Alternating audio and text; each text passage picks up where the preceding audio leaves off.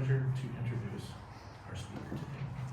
I've known her quite a few years, probably 25, 30 years. Reverend Debra Desmarais has lived in San Diego for 40 years and has studied healing for over 35 years. Her initial training at the First Spiritualist Church in San Diego included classes in spiritual healing, universal laws, and mediumship. Reverend Debra was ordained at the First Spiritualist Church in October of 1992 and served in many appointments as well as pastor. She has a long history with Harmony Grove, reading at psychic fairs and teaching at institute classes. Reverend Debra has taught many spiritual subjects in psychic development, including universal laws, angel kingdom, tarot, chakra, and more, and is a Reiki master. She is currently the pastor at First Christian Spiritualist Church in National City, lecturing monthly and offering healing and meditation classes. Her motto is, "We are co-creators with Spirit to express in love and joy the message of our soul. Say yes to God." Let's give a warm welcome to Reverend Debra. Thank you. It is always a pleasure to be here. I'm always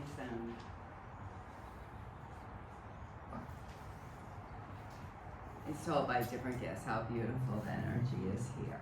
And you know, that's each one of us bringing that love and light into our worlds and then sharing that with the outside world. Today I'm going to be reading from the Aquarian Gospel of Jesus the Christ, and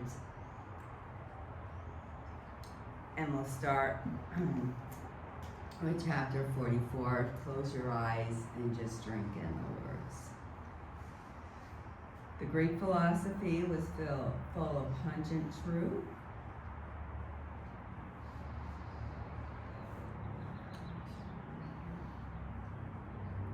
and Jesus longed to study with the masters in the schools of Greece. And so he left his home in Nazareth, crossed the Carmel Hills, and at the port took ship, and soon was in the Grecian capital.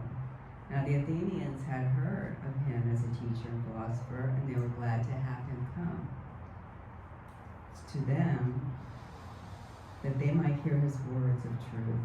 Among the masters of the Greeks was one Apollo, who was called defender of the oracle, and recognized in many lands as a Grecian sage.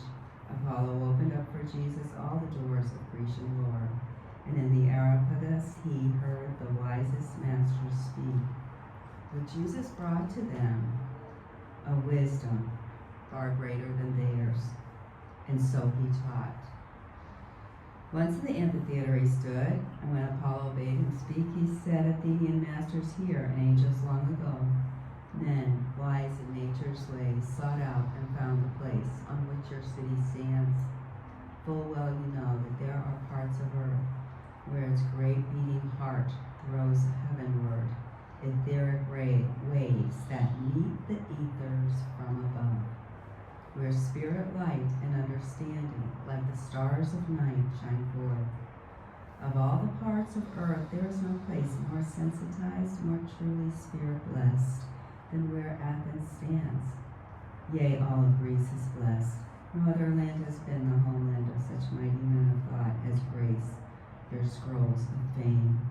A host of sturdy giants of philosophy, poetry, science, of art, were born upon the soil of Greece and rocked to manhood in your cradle of pure thought. I come not here to speak of science, of philosophy, or art. Of these things you are the world's best masters now, but all your high accomplishments are but stepping stones to worlds beyond the realm of sense, are but elusive shadows flitting on the walls of time. But I would tell you of a life beyond, within, a real life that cannot pass away. In science and philosophy there is no power strong enough to fit a soul to recognize itself or to commune with God. I would not stay the flow of your great stream of thought, but I would turn them into the channels of the soul. Unaided by spirit breath, the work of intellection tends to solve the problems of the things we see, but nothing more. The senses were ordained to bring into the mind mere pictures of the things that pass away. They do not deal with real things. They do not comprehend eternal law. But man has something in his soul, something that will tear the veil apart, that he may see the world of real things. We call this something spirit consciousness.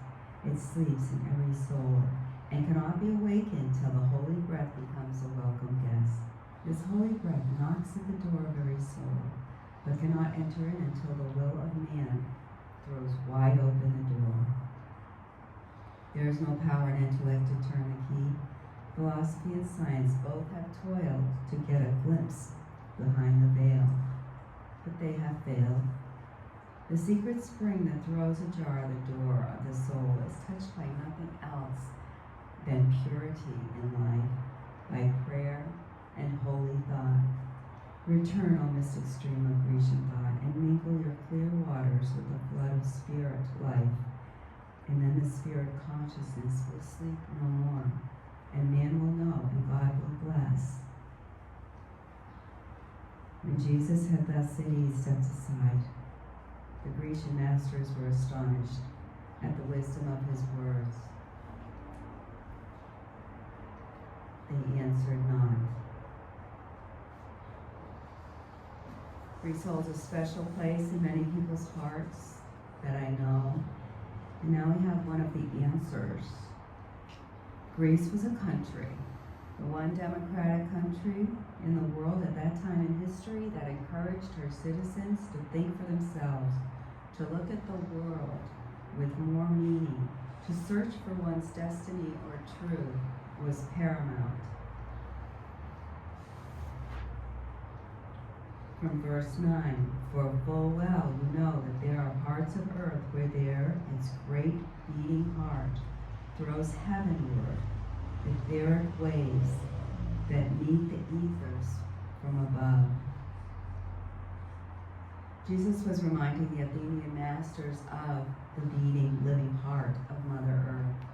Just as we have our circulatory system for our blood to flow through our bodies, providing oxygen and nutrients, or cleansing unneeded products away from the pulsing of our hearts, Earth also has streams and underground rivers, especially the Amazon, for healing and purifying herself and us with the pounding or drum of her heart. A baby knows its mother's heartbeat.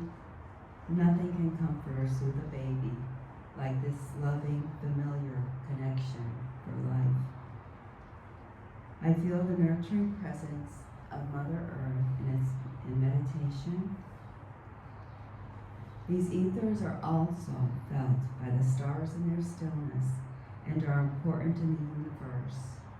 As we are blessed by certain stars, Earth blesses them also.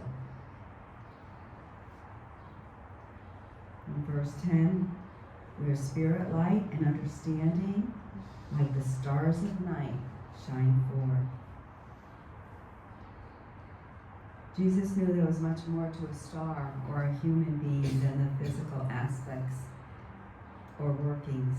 The stars do bless us with their spirit special ethers, also as we, in our global unity, also bless them with our special earth ethers.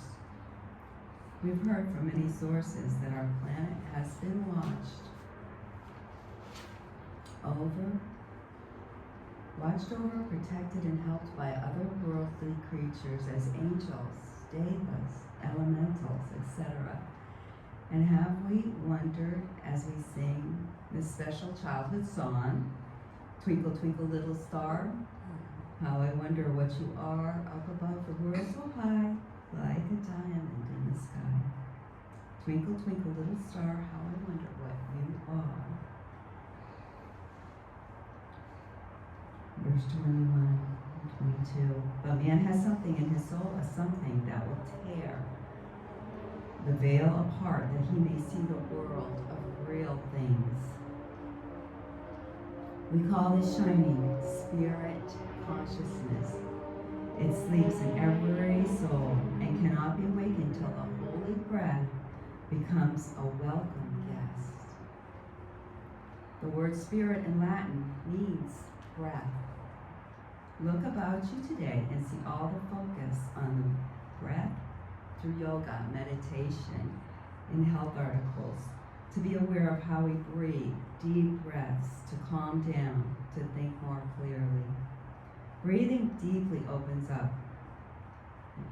up to the cosmic consciousness of blessings, to receive new thoughts, new ideas, solutions. Breath opens the heart. Breathing is essential to life and is depicted in the symbolic tarot as the first major archetype of the Fool, meaning fallis, or literally the bag of wind, meaning a journey that the spirit is now choosing to undergo. It takes a leap of faith into the unknown, embodying a soul to learn lessons for his or her physical being. How many times in our journey have we heard, read, thought that we are spirit first, enveloped in a human shell for this earthly experience? We are God's breath. We breathe God in all our thoughts, words, and actions. All is perfect according to our choices. To know God, to be with God, to love God, to be in God or in the divine God. All we need to do is breathe. You've heard, keep it simple. Literally, all we need to do is breathe. Focus on your breath, how it feels in your body, where it seems stuck. Fill it with breath. Breathe into all your parts that you've complained of last week, sending loving breath to all your aches and pains. Open up to God. Open up to love. Experience the higher consciousness Jesus speaks of when we simply allow ourselves to be. Verse 16, but I would tell you of a life beyond, within, a real life that cannot pass away. This is remembering our spirit self that is resilient to all physical things. Our spirit reminds us then of who we are and the beauty we have within, more precious than earthly jewels. We have our jewels within, our chakras of light and love. These show us our soul's progress in this present personality. Verse 23-26. The holy breath knocks at the door of every soul, but cannot enter in until the will of man throws back the door. Throws wide the door, and there is no power in intellect to turn the key. Philosophy and science both have toiled to get a glimpse behind the veil, but they have failed.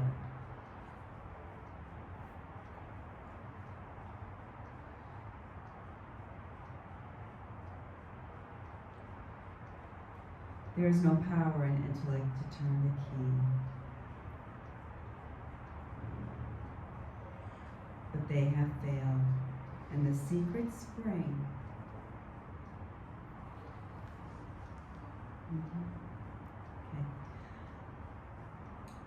throws ajar the door of the soul. It's touched by nothing else than purity and life, by prayer and holy thought. Daily exercise of your spirit awareness is meditation. Allowing yourself to be led beside the still waters is food for your soul.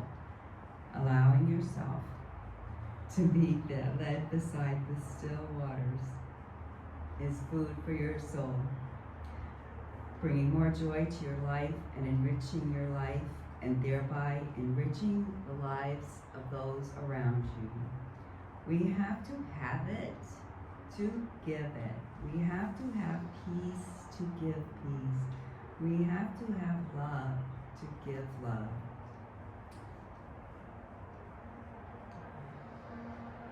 The secret spring that throws ajar the door of the soul is touched by nothing else than the purity and life, by prayer and holy thought. Jesus is asking the recognition to take place in the conscious mind of the true meaning of reality, as in what we are created and creating. He teaches that as they come to such brilliant conclusions of the philosophies, there is still that much more attainment on the upward spiral to their conscious mind. And this is to remember the importance of pure divine love in all things, seeing God in all things. And life becomes not just a philosophy, but holy. We decide in our minds by our will what to accept as reality, truth, and law in our lives. And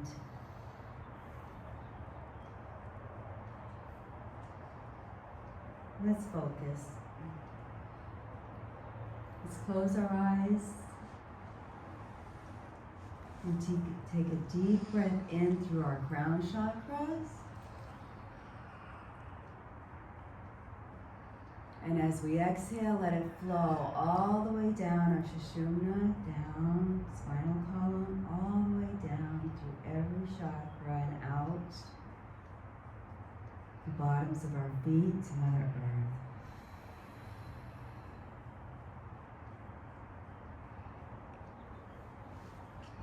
Now let's take a deep breath in through our heart.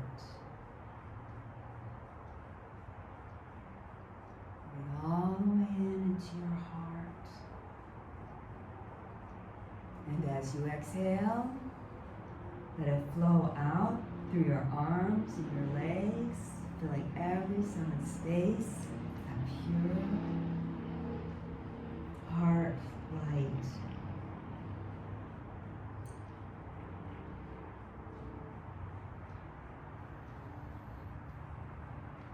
Let's take another third deep breath again, bringing in the pure white light of holy consciousness into our crown chakra. And as we exhale again, let it flow all the way down through our bodies, down to Mother Earth, cleansing, clearing,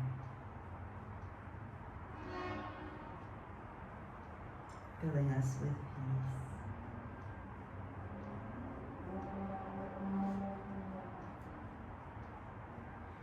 Return, O mystic stream of Grecian thought, and mingle your clear waters with the flood of spirit life. And then the spirit consciousness will sleep no more, and man will know, and God will bless. We choose to have faith in Father, Mother, God, to get a glimpse beyond the veil. Open the door to the holy breath and partake of the secret spring. The I Am chooses to sit in holy communion with God, with all that is, in meditation, and has, and gives, and so it is. Amen.